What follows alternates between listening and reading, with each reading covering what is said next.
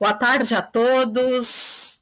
Boa tarde do Brasil, boa noite para os portugueses, porque hoje nós estamos começando mais cedo, estamos aí tentando ajustar essas agendas malucas que eu e a doutora Silvia temos.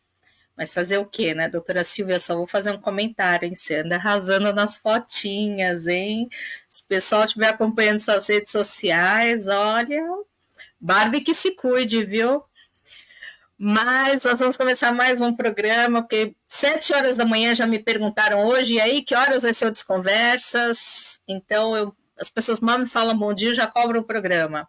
E nós vamos falar sobre a importância de ouvir as outras pessoas, né? Famílias, amigos, cônjuges, whatever. E semana passada nós falamos sobre a importância de ouvir a si mesmo, né? O primeiro passo para conseguir escutar outra pessoa é começar a ouvir a si mesmo, não é, Silvia? Porque quando nós não conseguimos nos ouvir, consequentemente nós temos tanta necessidade de falar que não conseguimos ouvir os outros. Então, já com esse gancho, eu passo a palavra para você. Olá, boa tarde a todos. Obrigada por nos acompanharem. Tivemos a necessidade de passar isto também para o direto do Facebook, para podermos então abranger as pessoas que todas as semanas perguntam, não é? Como é que vai ser o nosso programa e qual é o tema, e tivemos mesmo que estender para mais uma semana a importância de ouvir, porque há muita coisa para dizer sobre este tema. E fazendo um pequenino resumo para quem não teve a oportunidade de nos acompanhar a semana passada, e falámos essencialmente da importância de nos ouvirmos a nós mesmos, obviamente, e temos dito isto ao longo de todos os programas. O autoconhecimento está na base de tudo. É impossível nós nos relacionarmos convenientemente com os outros e até sermos bons para os outros se não formos para nós próprios, não é? É muito difícil isso acontecer e, portanto, às vezes o nosso corpo e as nossas atitudes acabam por falar por nós. Começamos às vezes a ter umas reações que as pessoas acham estranhas e que nós próprios vamos também percebendo que são reações com as quais nem nós nos identificamos, mas não é mais do que uma necessidade de pararmos, não é?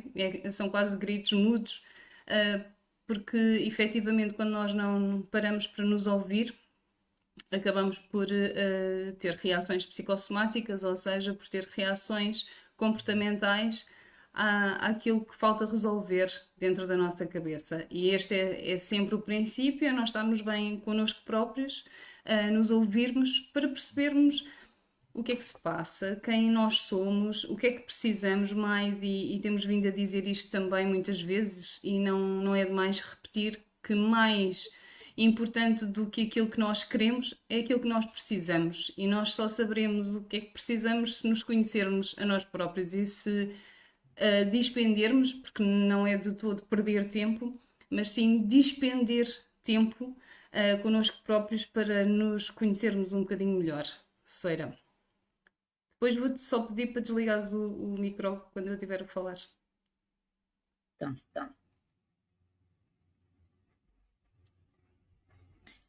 É que hoje nós mudamos as picapes aqui. Hoje a doutora Silvia está como DJ. Normalmente sou eu que estou controlando aqui os comentários, mandando as coisas, enfim, mas hoje nós fizemos uma troca. Eu queria começar citando algo que aconteceu comigo hoje, né? Pela manhã eu fui no Fórum de Investimentos, né, do Brasil e Arábia Saudita, na Fiesp, que é a Federação da Indústria de São Paulo, e aconteceram duas situações que eu fiquei pensando, né, que eu acho que se encaixa no nosso tema de hoje. Enquanto eu estava ali, servindo de um café, se aproximou uma moça e olhou meu crachá e falou assim: olha, você já participou de eventos assim antes? Eu falei: olha, eu já participei de eventos, inclusive aqui na casa, né, voltados para essa questão de investimentos com outros países, inclusive eu nunca vi a quantidade de pessoas que eu estou encontrando aqui hoje, né? E aí ela começou a conversar comigo, mas é exatamente como é que funciona esse tipo de evento, e eu fui explicando para ela com base na experiência que eu tinha. E aí nós começamos a conversar sobre os nossos projetos, trocamos informações e saímos as duas dali muito felizes com o nosso contato. Ela teve que ir embora, trocamos telefones e foi uma conversa tão bacana que uma saiu dali apoiando o projeto da outra, né? Então foi muito bacana, né? Que tem a ver com essa escuta saudável. E aí, no finalzinho, né, indo embora, encontrei com uma outra amiga no final, encontrei com uma pessoa muito querida que trabalha lá na Fiesp, nós nos cumprimentamos e elas duas estavam conversando com uma outra, né? E aí essa outra começou a dar atenção para uma dessas minhas amigas e estavam ali conversando sobre determinadas coisas, e ela vira para mim e fala assim: quem você é? O que você, na verdade, ela perguntou assim: o que você faz? Mas com o intuito de entender se eu teria alguma representatividade para o nível de contato dela. Aí eu só respondi: eu faço muita coisa, né? Falei: precisa saber exatamente o que você quer saber daquilo que eu faço. Mas o fato é que, assim, foi uma coisa tão negativa, né, assim, esse contato dela, e eu pensei muito numa frase que a minha amiga Priscila Queiroz, ela falou uma vez num evento e eu guardei aquilo. Ela falou assim: não sejamos pessoas interesseiras, sejamos pessoas interessantes. E aí eu saí com essa percepção, né, de alguém que teve uma escuta interessante e uma postura interessante, e alguém que teve uma escuta interesseira, né? E assim, obviamente, eu vou fazer uma piada, a Silvia sabe como eu sou, mas eu já cheguei à conclusão de que a próxima vez que eu tiver que lidar com alguém com essa escuta interesseira, eu vou simplesmente responder: quem é você? Eu vou dizer: ninguém. Nobody, Mr. Nobody, né? E eu fiquei pensando muito nisso vim pensando nessa questão do nosso programa, sobre o que representa essa escuta, né? E foram dois momentos distintos. Uma que eu senti que houve essa troca, porque eu ouvi, eu fui ouvida, e a outra que eu saí com a sensação do tipo, ela queria ouvir alguma coisa, que no final também nem fiz não tive nenhum interesse em passar nenhuma informação para ela. Então, trazendo esse cenário de hoje, Silvia, eu queria que você falasse um pouco, né? Até me preparando, né? Porque pode ser que o feitiço vire contra o feiticeiro e você me dê alguma chamada de atenção, mas enfim, passo a palavra para você. Bom, aquilo que tu disseste é muito interessante porque vem, obviamente, ao encontro, acaba sempre por ir daquilo que eu hoje queria falar, porque aquilo que nós ouvimos está condicionado. Daí, quando nós falamos em comunicação e para se dar efetivamente a comunicação, não basta nós falarmos, nós podemos ser excelentes oradores que nunca vamos ter a certeza se o outro ouviu aquilo que nós quisemos transmitir. Só o podemos fazer quando fazemos feedback, não é? Quando há o feedback, e aí sim nós conseguimos então ter uma percepção se realmente aquilo que nós passamos foi aquilo que foi recebido. E aquilo que tu acabaste de dizer foi isso mesmo, porque nós ouvimos sempre condicionados pelo nosso conhecimento, não é? Nós percebemos melhor ou pior aquilo que é dito, consoante também os conhecimentos que nós temos, mas também muito pelo nosso condicionamento emocional, ou seja, depende da maneira como eu estou, daquilo que eu estou a sentir e, pelos vistos, nesse caso em concreto, daquilo que eu estarei a precisar, não é?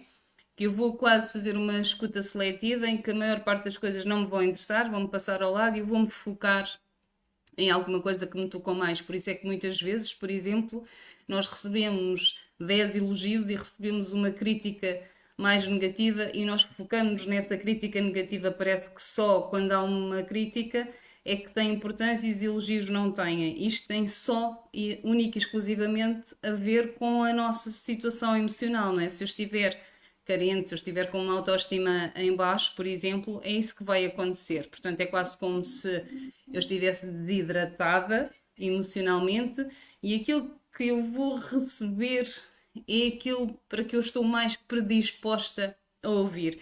E neste caso em concreto, a pessoa em questão queria alguma coisa, precisava de alguma coisa e, portanto, ela foi ao encontro, foi até se calhar com demasiada sede ao pote, isso muitas vezes acontece, foi ao encontro daquilo que ela precisava, não é?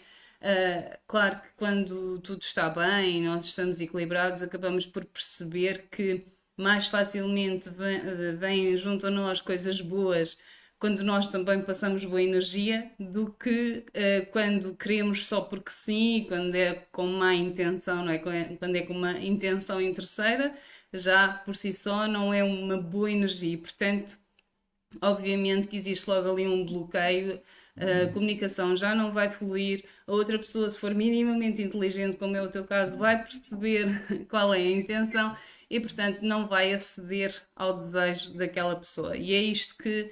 Este é um dos primeiros pontos que eu queria focar, é precisamente que aquilo que nós ouvimos é muito condicionado pela situação em que nós nos encontramos. Por isso é que eu chamo sempre a atenção, nem me querendo sobrepor, nem querendo diminuir ninguém, mas é muito importante que quando as pessoas não estão bem, principalmente se estiverem com questões psicológicas graves, se estivermos a falar de perturbações como a depressão, a ansiedade, bipolaridade, o que quer que seja, que necessite de uma intervenção técnica de alguém que saiba aquilo que está a fazer, é mesmo importante que se recorra a alguém especializado, porque eu percebo que as pessoas tentem ultrapassar sozinhas, percebo que recorram a mesinhas, a pessoinhas, a desabafos, a livros de autoajuda, o que quer que seja, mas o que é facto é que quando as pessoas não estão bem,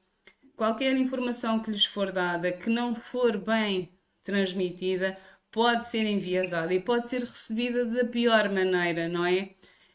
Por exemplo, um amigo pode tentar desvalorizar o problema que a pessoa está a contar, não é? Está a desabafar, e isso pode ser recebido como uma desvalorização da própria pessoa. Por exemplo, é muito importante que nós tenhamos em atenção aquilo que transmitimos ao ouvir a pessoa, não é? E estamos a falar da importância de ouvir o outro e principalmente encaminhá-lo da melhor maneira, encaminhá-lo para um técnico especializado.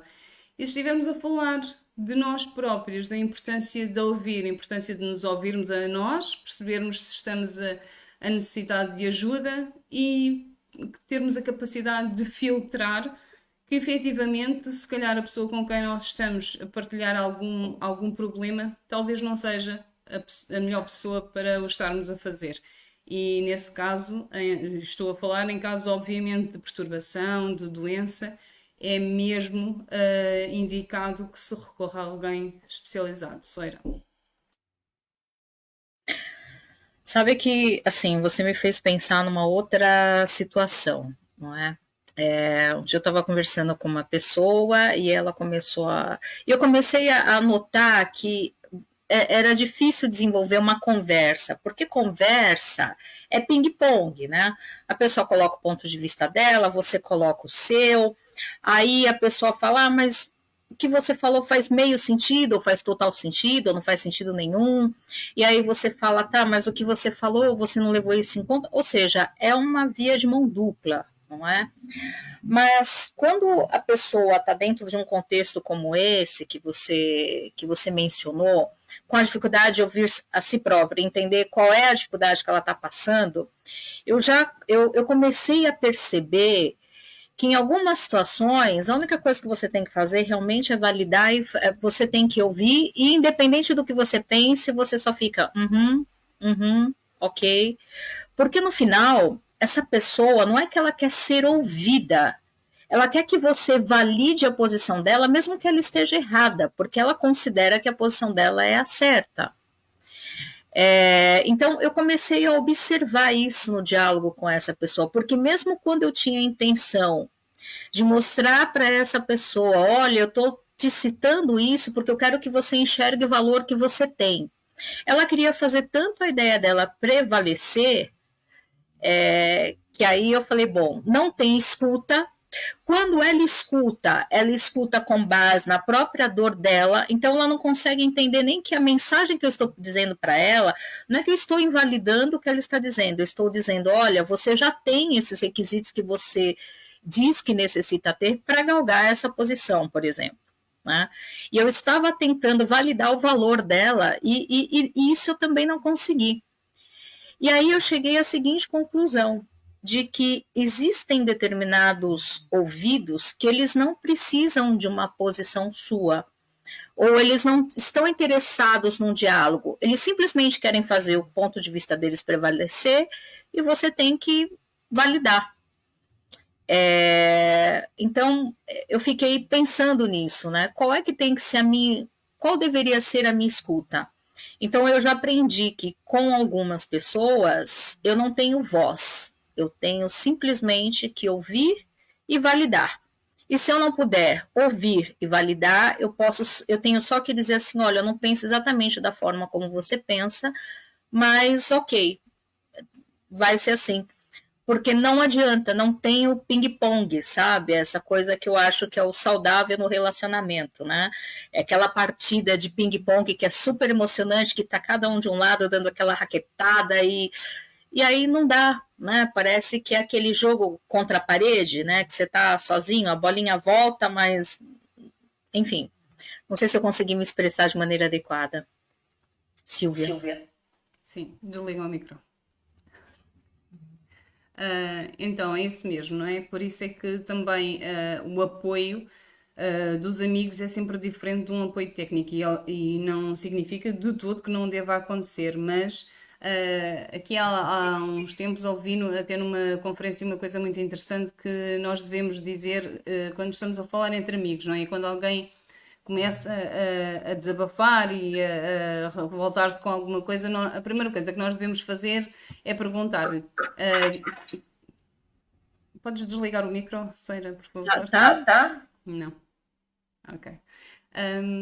Primeira coisa que nós devemos fazer é perguntar se a pessoa quer mesmo uma solução ou só quer desabafar, porque às vezes as pessoas só querem deitar cá para fora aquilo que estão a sentir e nós encontrarmos uma solução ainda as irrita mais, porque elas só querem mesmo falar ou então só querem mesmo ser ouvidas, não é? Na sua frustração, na sua indignação, naquilo que elas próprias por vezes até sabem que não deviam continuar a fazer, que foi um erro repetido que fizeram, mas que têm essa necessidade de deitar cá para fora. E, portanto, quando nós queremos muito arranjar uma alternativa, elas até já sabem qual é essa alternativa, mas naquele momento não é isso que elas querem que aconteça, não é? Só querem mesmo dizer aquilo que estão a sentir. E, portanto, se estivermos a falar na posição de amigos, é isso que deve acontecer. Darmos espaço, darmos tempo e perguntarmos: queres mesmo ajuda? Queres mesmo que eu te dê uma possível solução, uma sugestão? Ou só queres falar? E às vezes a pessoa diz: não, deixa-me só falar porque eu só quero deitar cá para fora aquilo que estou a sentir. Claro que quando estamos a falar de questões um bocadinho mais profundas e que remetem a tristeza e dificuldade mesmo de gestão emocional, é um bocadinho diferente. Tu há pouco falaste e com muita propriedade que às vezes é difícil nós entendermos quando é que precisamos de ajuda. Por exemplo, não é? Aquilo que eu digo sempre e reforço é que nenhum de nós se pode dar, vamos dizer assim, ao luxo de nos deixarmos chegar ao limite, não é? De nos deixarmos chegar à beira do precipício. Nós vamos tendo sinais, nós vamos tendo indícios que não estamos bem, que estamos a ter comportamentos repetitivos, às vezes até de esquecimento, de erros que vamos repetindo, de situações que nos vão acontecendo. Quando nós percebemos, por exemplo, em termos de relacionamentos, que uma e outra vez somos enganados, uma e outra vez as pessoas nos desrespeitam, ou seja, são situações negativas que se estão a repetir e que, se nós pensarmos bem, nós somos o elo em comum, somos nós que estamos em todas essas situações e, portanto, à partida teremos alguma quota parte de responsabilidade naquilo que está a acontecer, da mesma forma que temos a responsabilidade e temos o dever de nos impedir de evitar que isso aconteça. E quando não estamos a conseguir, sozinhos, tomar essas decisões que são as melhores para nós, então, obviamente que temos que pedir ajuda quando percebemos que determinados comportamentos, até das outras pessoas, que eram comportamentos que até ao momento eram situações normais, mas que deixaram de o ser e passaram a ser coisas que nos incomodam, que nos irritam, que nos deixam instáveis, que nos deixam desconfortáveis.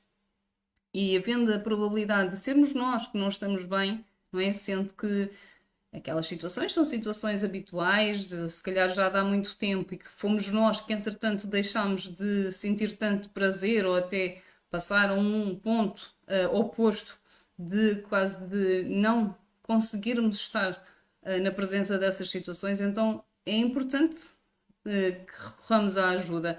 É preferível isso acontecer e não ser necessário e percebermos que está tudo bem, que eventualmente é só uma fase ou que foi só uma reação, do que tentarmos que as coisas passem sozinhas, que só o tempo ajuda a passar. E eu já o disse muitas vezes, o tempo ajuda muito pouco se nós não fizermos nada enquanto ele passa, não é? Nós temos que fazer alguma coisa enquanto o tempo passa, senão o tempo por si só não nos modifica. E então, sim, pedirmos ajuda, nem que seja só para sermos ouvidos. Uma das coisas, e deixa-me só já alongando-me um bocadinho para além da tua questão, mas uma das principais razões dos processos em termos psicoterapêuticos é precisamente a escuta, não é? Aquilo que nós fazemos é ouvir. E o paciente, quando está a ser ouvido, antes mesmo de nós darmos o retorno, e o nosso retorno, obviamente, que é um retorno técnico, que é um retorno científico e estudado, e é importante que as pessoas o percebam, antes mesmo disso acontecer, a própria pessoa ouve-se, não é? E nós, quando estamos a falar, quando estamos a passar a mensagem a alguém, nós já estamos a fazer uma filtragem daquilo que é importante. E às vezes, ao ouvirmos alto os nossos pensamentos, nós conseguimos ter a dimensão da importância e do que é que aquilo realmente representa. E por vezes basta isso para nós conseguirmos perceber logo o que é que importa e o que é que não importa. Às vezes, até ao falarmos, pensamos: caramba, isto realmente não faz sentido nenhum. Antes mesmo de termos o retorno do técnico. E isto é muito importante porque, para além de nos ouvirmos dentro de nós, no silêncio, como nós falamos, e tirarmos um tempo para o fazer, o facto de estarmos, por exemplo, a fazê-lo. Eu gosto de diferenciar, se bem que tudo faz parte da psicoterapia, mas estamos a falar em concreto de desenvolvimento pessoal e infelizmente muito poucas pessoas o fazem. Volto a dizer que a psicoterapia, infelizmente, a maior parte das vezes é utilizada como recurso a alguma coisa que já não está bem, que já está a fazer sofrer. Infelizmente, não é utilizada como desenvolvimento pessoal para que nós consigamos viver de uma melhor forma. Mas se o pudéssemos fazer, obviamente que iríamos entender-nos ao ouvir os nossos pensamentos alto, transpostos para outra pessoa, aquilo que realmente nos faz sentido quando ouvimos aquilo que nós próprios dizemos. Sara.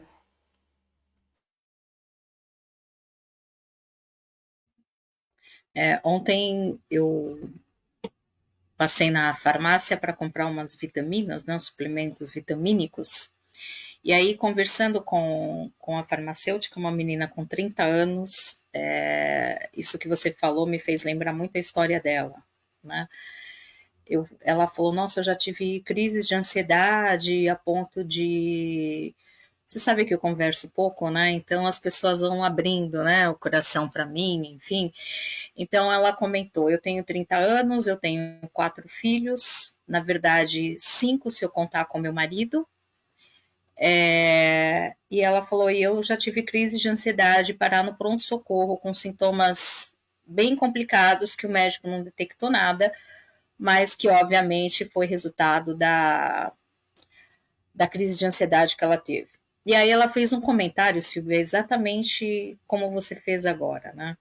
Ela comentou assim: eu falei, mas você é muito nova, 30 anos, enfim, né? Ela falou: bom, meu marido amadureceu agora. Ela falou: mas o fato é que o estrago já está feito. E eu hoje tenho que recorrer à psicoterapia. Ou seja, ela recorreu à psicoterapia no momento em que ela teve uma crise a ponto de parar no pronto-socorro com sintomas bem sérios, né? Então, isso que você está chamando a atenção sempre em todos os programas, Silvia, eu acho que é algo que nós precisamos sempre levar em conta, né? E com relação a essa questão da escuta,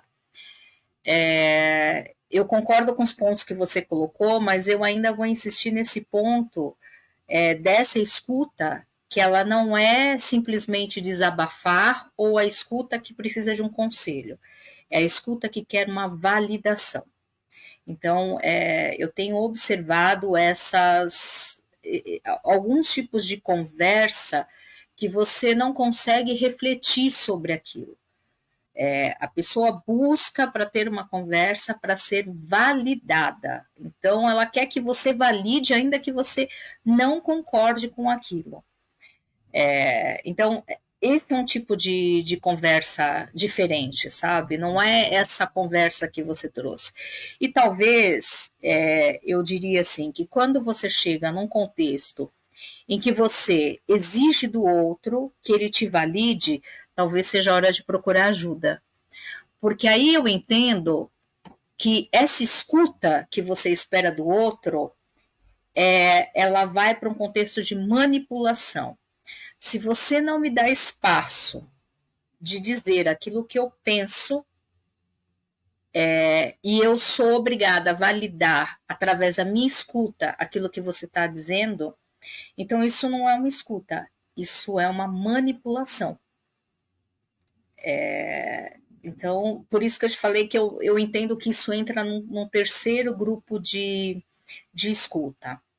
E aí eu queria que você aproveitasse e falasse dessa escuta que começa dentro da própria família. Né?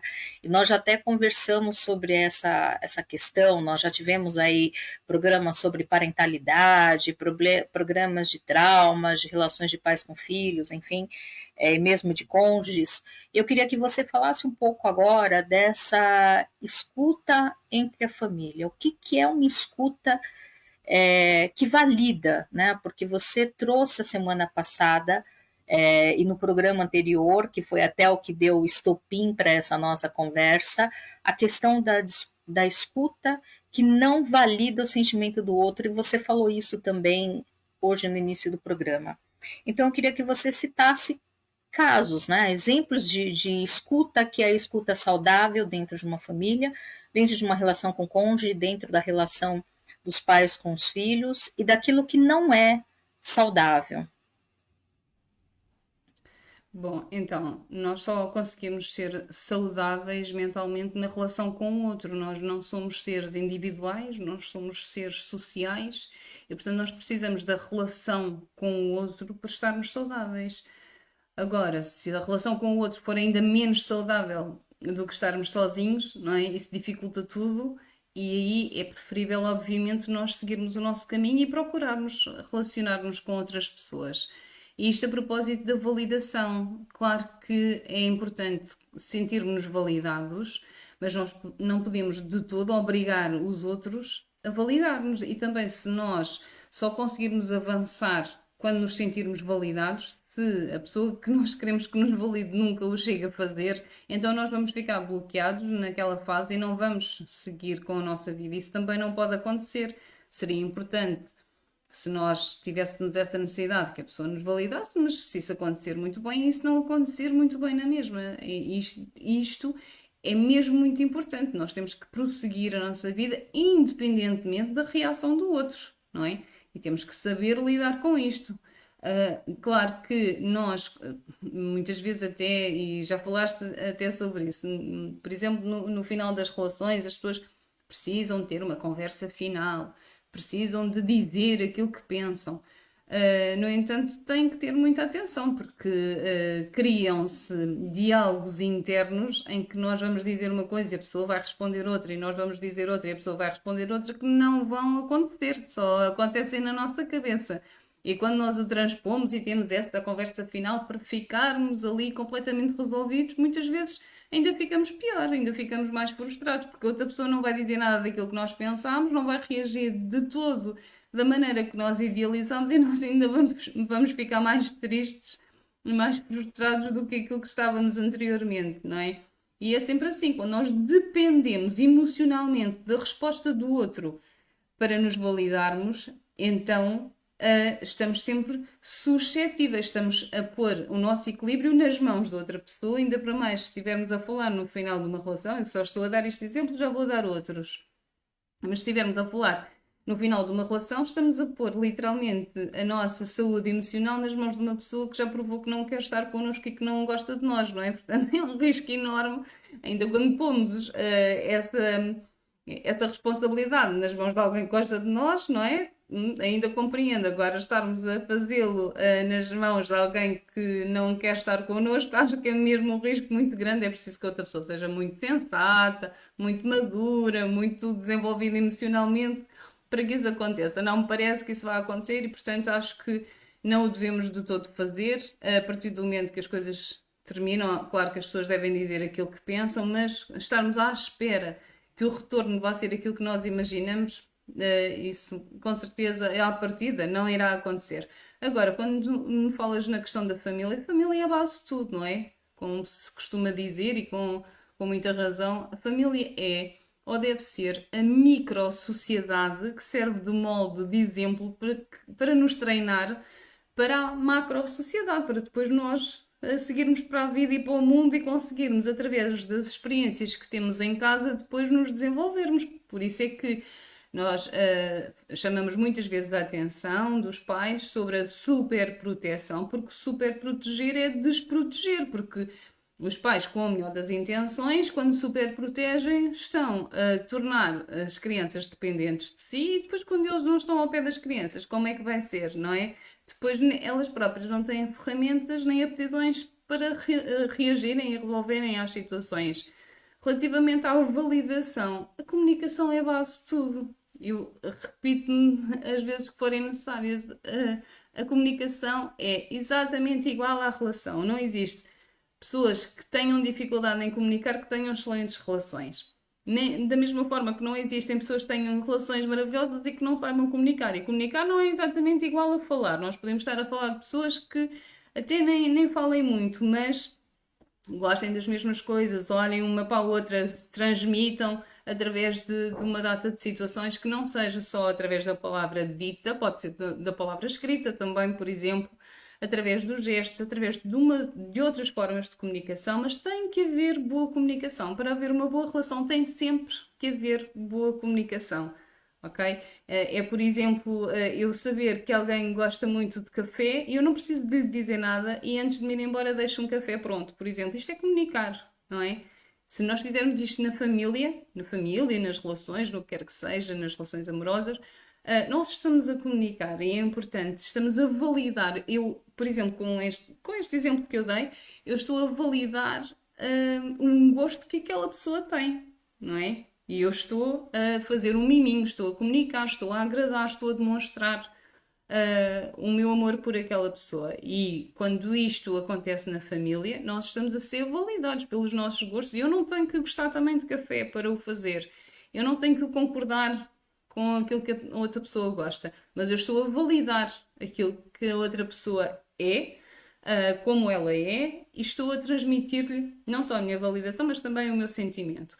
E quando nós temos esta dificuldade de comunicação na família, obviamente que isso se vai estender. Se eu estiver habituada a não ser ouvida, eu não vou sequer estar à espera de ter um relacionamento, seja profissional, seja em termos de amizade, seja amoroso, em que alguém me vá ouvir. Porque eu nem sequer estou habituada a isso. Eu nunca vivi isso. Da mesma forma que, se pegarmos no exemplo contrário, se eu vier de uma família onde tudo se conversa, onde as pessoas dão a sua opinião, independentemente de concordarem umas com as outras ou não, eu estou à espera e vou exigir ter uma relação, seja ela qual for, em que as pessoas me permitam dar a minha opinião, porque é isso que eu estou habituada. De ser tão, obviamente, tão importante a base familiar, porque nós moldamos-nos a partir daí, o que não significa que não possamos modificar, não é? Às vezes as pessoas têm a mania de dizer nunca foi assim, não é agora que vai ser, ou agora já não muda. Claro que muda. Quando nós queremos muito, mudamos. Dói mais um bocadinho, não é? Custa mais um bocadinho, é mais fácil moldarmos-nos enquanto estamos a construir a nossa personalidade. Teria sido interessante, seria muito bom que isso fosse feito através da educação, enquanto nós estamos a crescer, enquanto estamos a decidir o que é bom, o que é mau, o que é que nos prejudica e o que é que nos beneficia. Isso seria ótimo, mas nem sempre acontece, não é? Os nossos pais sejam eles como forem, fazem sempre o seu melhor. Às vezes não conseguem fazer muito, não é? Porque têm limitações cognitivas, porque têm limitações emocionais, porque têm limitações sociais, porque têm limitações financeiras, o que quer que seja. Mas eu quero acreditar que até os maus pais fazem o melhor que podem. Às vezes podem é muito pouco e sabem muito pouco, não é? E claro que isso depois vai ter repercussões em nós, porque nós somos construídos a partir daí. Mas obviamente que a comunicação é muito importante e acaba por ser um bocadinho redundante, Seira, porque eu não acredito em comunicação quando não há validação. Quando, antes de passar a palavra, vou só relembrar um exemplo que te dei a semana passada e que tem a ver com, por exemplo, quando nós partilhamos alguma coisa que nos está a desagradar, não é? Seja com um companheiro, seja com um amigo, e a outra pessoa tem tendência a dizer: pronto, pronto, está bem, pronto, fica descansado porque eu nunca mais faço isso. E nós sentimos que a pessoa nem ouviu, nem permitiu que nós terminássemos a nossa frase, não é? Isto só nos está a dizer que a pessoa só quer que nós nos calemos e que não está a dar importância nenhuma àquilo que nós estamos a dizer. E portanto, daí nós sentimos que não estamos a ser validados, não é? E é impossível construir uma relação saudável em cima da não validação. Será? Eu fiquei pensando um pouco nisso que você disse com relação. E aí vai novamente no ponto, né? Ou seja, a validação da escuta, uma pessoa que tem essa postura de falar, tudo bem, eu não falo mais, assunto encerrado, é porque ela, na verdade, ela está buscando aquela validação. Então, quando você traz alguma coisa que pode soar na cabeça dessa pessoa, porque é aquilo que eu falei, né?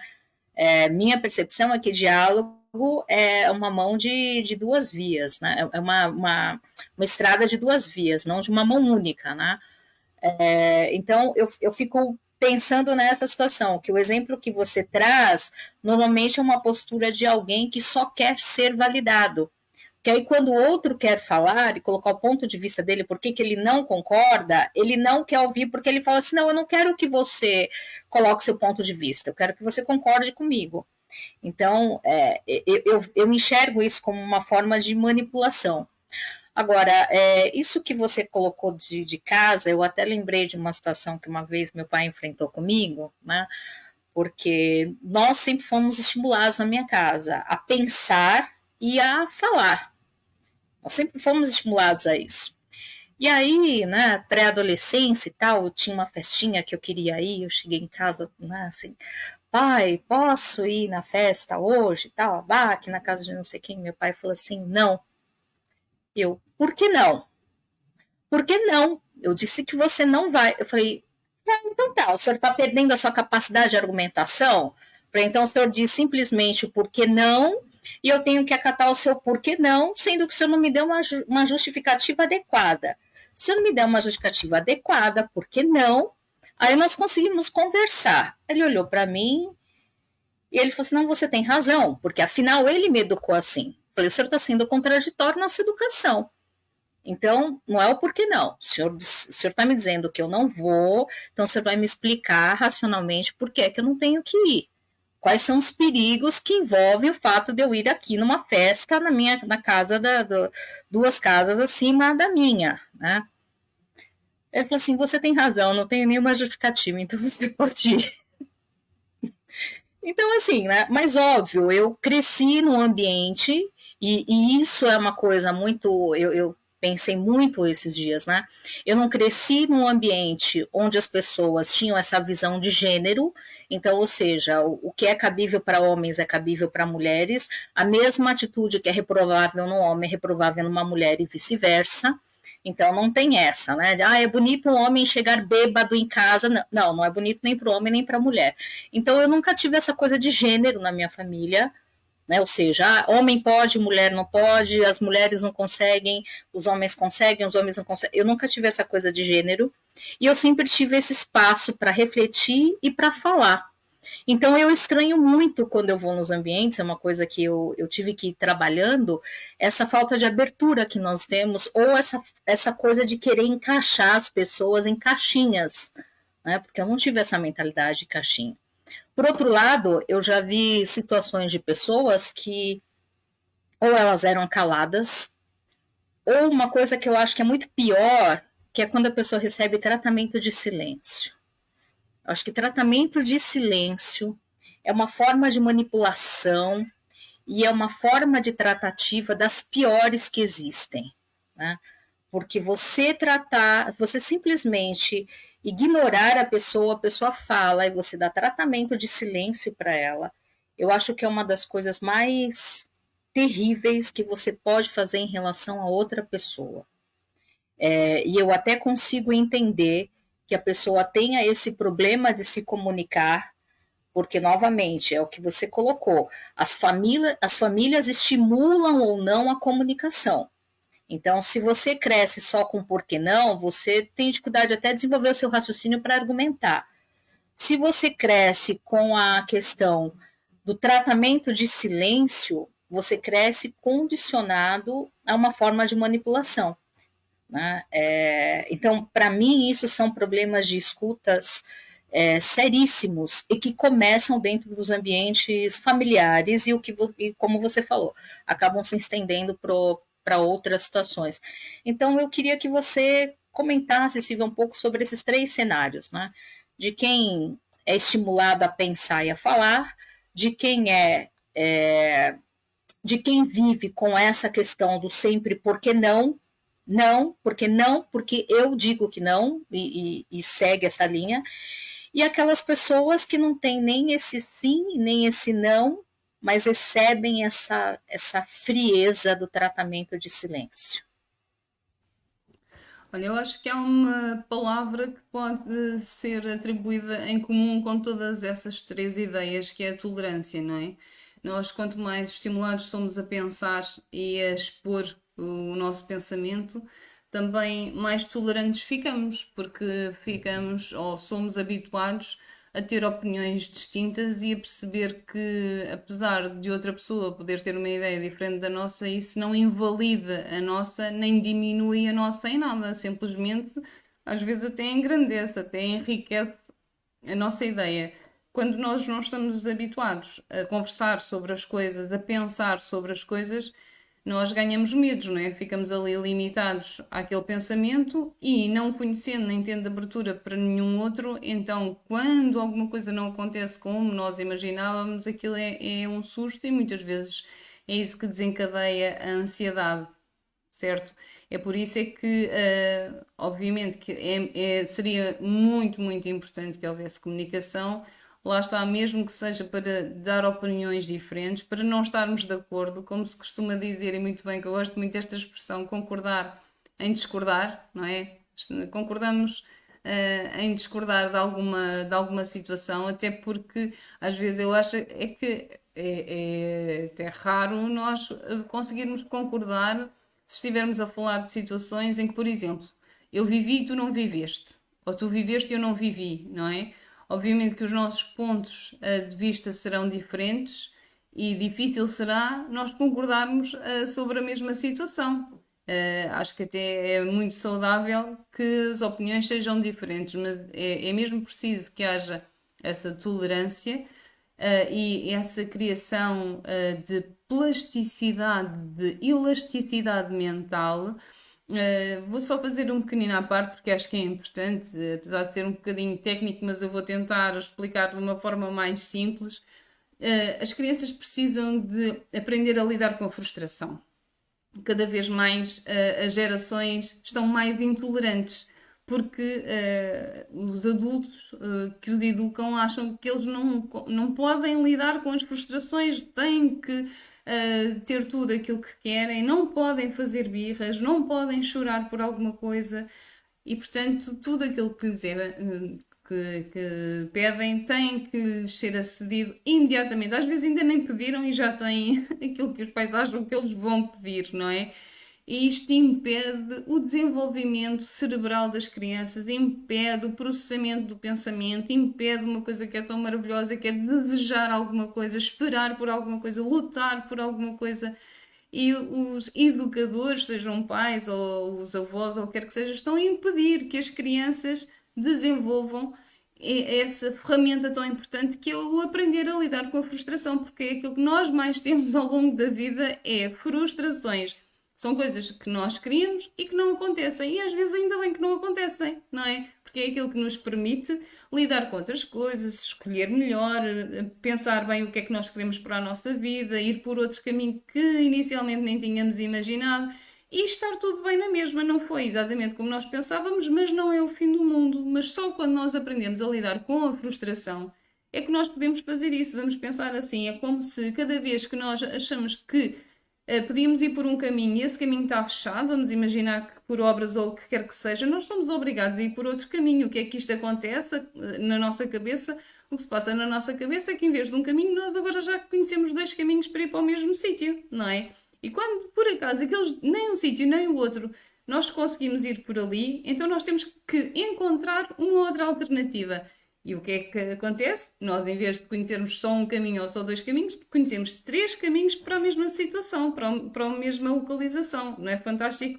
E então nós vamos começando a ramificar, a criar caminhos dentro do nosso cérebro e mais oportunidades e mais opções para conseguir atingir o nosso objetivo. E é isto que é lidar com a frustração. Não consegui ir por este caminho, vou dar a volta por este. Também não consigo ir por aqui, vou dar a volta por ali. E eu arranjo sempre estratégias para conseguir chegar onde eu quero. Até às vezes perceber que, olha, se calhar aquilo até nem é assim tão interessante e já que eu não posso ir nem por este caminho, nem por este, nem por este, então se calhar não vou, porque se calhar não é importante. Mas como opção e não como um bloqueio em que, como eu não consegui ir por aquele caminho, então já não consigo ir. É mesmo só por uma opção. E é isto que nós precisamos, mas nós só conseguimos fazer isto se conseguirmos conversar.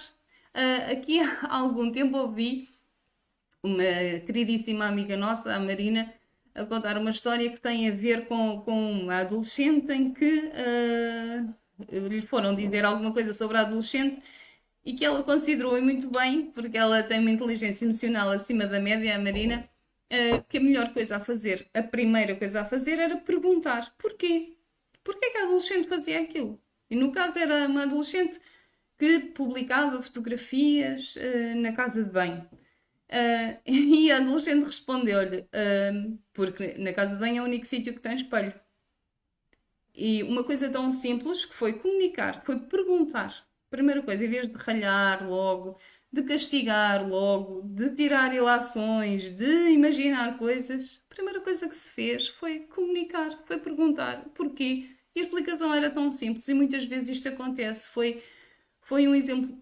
Foi um exemplo fantástico, porque muitas vezes é isso que acontece, porque basta perguntar, basta falar, basta comunicar para perceber o que é que o outro está a pensar. Isto leva-me àquilo que tu estavas a dizer do tratamento de silêncio.